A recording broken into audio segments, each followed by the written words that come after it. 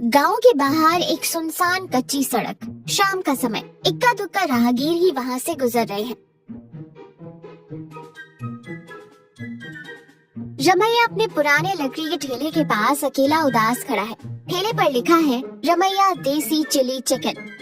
पास ही सुब्बा राव का बड़ा ढाबा है, सुब्बा राव मिलिट्री होटल।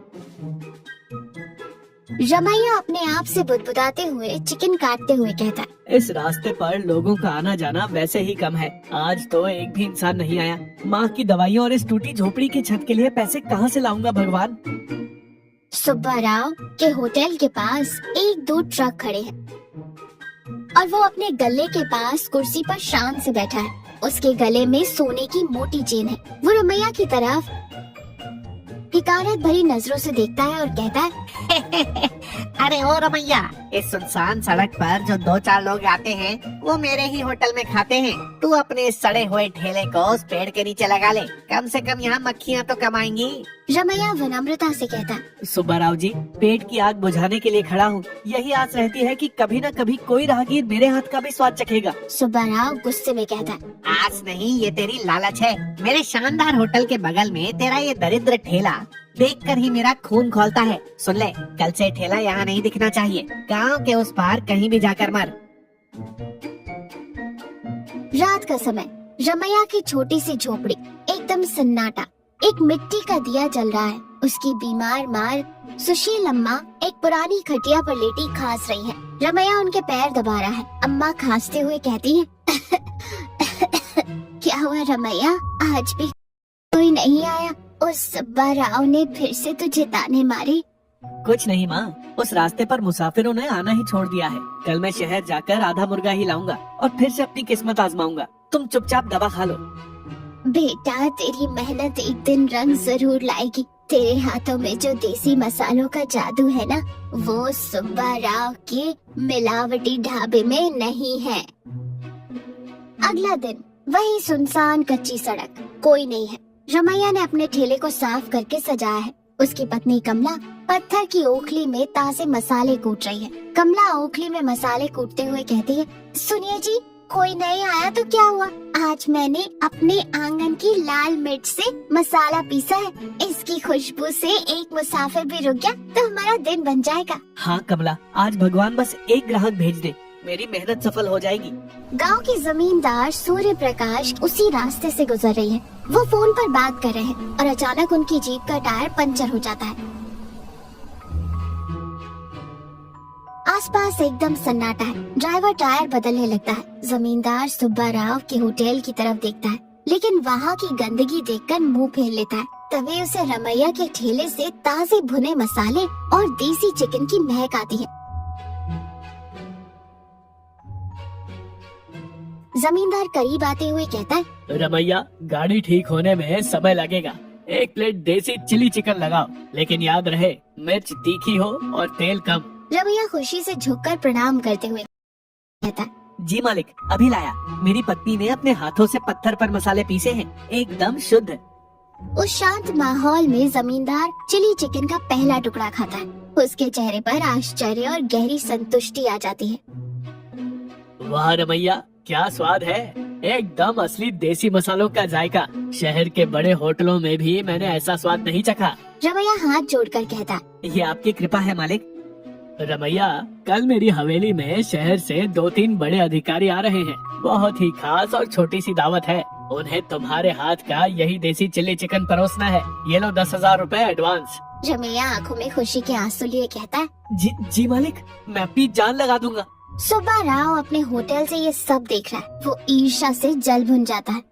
तभी उसका नौकर चंद्रम उसके पास आता है। सुब्बा राव चंद्रम से कहता है, देखा तूने, जमींदार साहब मेरा होटल छोड़कर उस भिखारी रमैया के ठेले पर खा रहे हैं और उसे हवेली की दावत का ठेका भी दे दिया। हाँ मालिक, कल की दावत में उसी को खाना बनाने का हुक्म मिला है। सुब्बा राव साजिश रचते हुए कहता है, नहीं, अगर उन अधिकारियों ने रमैया का खाना खाया तो पूरे गांव में उसका नाम हो जाएगा। चंद्रम आज रात को वो मसाले पीस कर रखेगा, किसी की नजर में आए बिना उस मसाले के बर्तन में, समझ गया ना? उसी रात रमैया का घर, सब सो रहे हैं। घर के बाहर खाना पकाने के लिए तैयार किए गए मसाले मिट्टी के बर्तन में रखे हैं। चंद्रम अंधेरे में छुपता छुपाता आता है और रमैया के मसालों में कड़वे नीम के बीज का पाउडर और रेत मिला देता है। चंद्रम कुटिल मुस्कान के साथ खुद से कहता है, अब खिलाना कल जमींदार को अपना देसी चिली चिकन। अगली सुबह जमींदार की हवेली। माहौल बहुत शांत और गरिमामय है। रमैया और कमला ने अपना खाना तैयार कर लिया है। शहर से अधिकारी आते ही होंगे।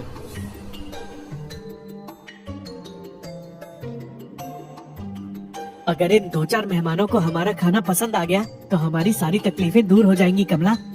जमींदार अधिकारियों को खाने की मेज पर लाता है। आइए, आज मैं आपको हमारे गांव की शांति के बीच असली देसी चिल्ली चिकन का स्वाद चखाता हूँ। अधिकारी खाना शुरू करते हैं। अचानक एक अधिकारी बुरी तरह से खांसने लगता है और दूसरा अधिकारी मुंह का खाना बाहर थूक देता है। तो ये कैसा खाना है जमींदार साहब? इसमें बालू किटकिटा रही है और इतना कड़वा क्यों है? मेरे तो पेट में दर्द शुरू हो गया। इतना घटिया खाना मैंने जीवन में नहीं खाया। जमींदार आग बबूला होते हुए कहता है, रमैया, ये क्या मजाक है? तुमने मेरे खास मेहमानों के सामने मेरी इज्जत मिट्टी में मिला दी। मालिक, मुझे नहीं पता। मैंने अपने हाथों से ताजे मसाले डाले थे। मुझ पर विश्वास कीजिए मालिक। रमैया मसालों का बर्तन खोलता है। उसमें से नीम की गंध आती है और नीचे रेत दिखाई देती है। कमला रोते हुए कहती है, मालिक, हमारे मसालों में किसी ने जानबूझकर बालू और कड़वा पाउडर मिलाया है।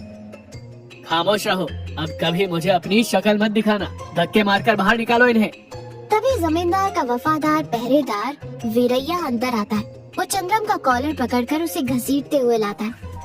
रुकिए मालिक, कल रात जब मैं चुपचाप खेतों में पानी देखने जा रहा था, तब मैंने अपनी आंखों से इस चंद्रम को रमैया के घर के बाहर मसालों में कुछ मिलाते हुए देखा था। सुबह से मैं इसे ढूंढ रहा था। गांव से भागने की कोशिश कर रहा था। जमींदार आश्चर्य और भयंकर गुस्से में कहता है, अरे चंद्रम, तूने एक गरीब के पेट पर लात क्यों मारी? सच उगल। चंद्रम मार के डर से कांपते हुए कहता है, मुझे माफ कर दीजिए मालिक। रमैया को आगे बढ़ता देख सुब्बा राव की छाती फट रही थी। उसी ने मुझे पैसे देकर मसालों में नीम और बालू मिलाने को कहा था। जमींदार का गुस्सा अब सुब्बा राव पर मुड़ जाता है। पहरेदार जाकर सुब्बा राव को कॉलर से पकड़कर हवेली लाते हैं। हवेली में सन्नाटा है। सिर्फ जमींदार, अधिकारी, रमैया, वीरैया और सुब्बा राव है। जमींदार गरजते हुए कहता है, दूसरों की तरक्की देखकर जलने वाले और एक गरीब के निवाले में जहर घोलने वाले इंसान के लिए मेरे गांव में कोई जगह नहीं है। तेरा होटल आज ही बंद होगा। अगर दोबारा इस गांव में कदम रखा तो जिंदा नहीं बचेगा। पहरेदार सुब्बा राव को जलील करके हवेली से बाहर फेंक देते हैं। सुब्बा राव अपना सिर झुकाकर हमेशा के लिए गांव से चला जाता है। रमैया, मुझे माफ कर दो। मैंने बिना सोचे समझे तुम्हें बुरा भला कहा। मेरे मेहमानों को भी सच्चाई समझ आ गई है। रमैया आंखों में आंसू लिए हाथ जोड़कर कहता है, आप क्यों माफी मांग रहे हैं मालिक? सच कभी छुपता नहीं, बस वही साबित हुआ है। तुम्हारी मेहनत और ईमानदारी बेकार नहीं जाएगी रमैया। गांव के बीचों बीच जो मेरी पुरानी इमारत खाली पड़ी है, वो मैं तुम्हें देता हूँ। वहाँ शांति से अपनी दुकान चलाओ। कुछ महीनों बाद गांव के बीच एक बहुत ही शांत और सुंदर छोटी सी दुकान। उस पर बोर्ड लगा है, रमैया देसी चिली चिकन। वहाँ कोई भीड़ भाड़ नहीं है। बस 2-4 ग्राहक बहुत ही शांति और सुकून से बैठकर खा रहे हैं। रमैया, कमला और उसकी माँ सुशील अम्मा बहुत खुश और संतुष्ट है। देखा बेटा, मैंने कहा था ना, ईमानदारी से किया गया काम हमेशा फल देता है। 100 लोग ना आए, लेकिन जो 4 लोग आए वो सुकून से खाकर जाए।